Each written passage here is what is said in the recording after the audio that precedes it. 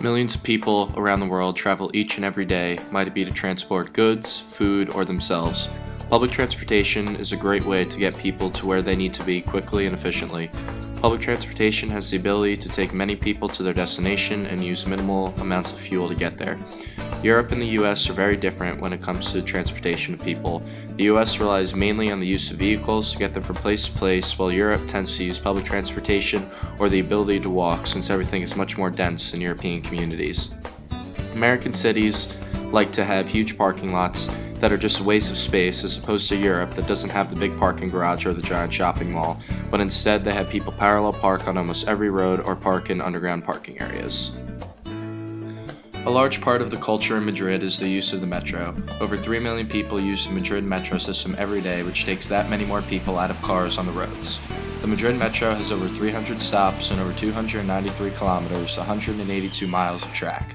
Now look at the Dallas-Fort Worth metro system. It, on the other hand, only has 48 metro stops in operation, and as shown on the map, the metro stops are very far from one another, unlike Madrid. This picture puts it in perspective of how American cities are much more spread out and push people to drive because it is really their only option for transportation. As stated by Forrest Murphy in his architecture lecture, American families take around 6 round trips per day in their car, while Spanish families take a total of 0.3 round trips per day. There are people though in Madrid and the rest of Europe that do drive every day, and this is their main mode of transportation. Differences between America and Europe are the size of the vehicles and the prices of gasoline. The Spaniards tend to have very small cars or motorcycles that take up less space and use less fuel in the long run, which saves them money. Another major difference between the US and Europe is the price of gasoline. Numbers that were found online average a gallon of gasoline in the US to be around $3.50, and conversions show a gallon of gasoline in Europe comes out to be around $7.12 per gallon, almost double. The metro systems and the bus schedules are firmly in place around the world. Europe has a great system in place because of the way they have built their infrastructure. It has been constructed in such a dense manner that you can therefore fit more people in a smaller area.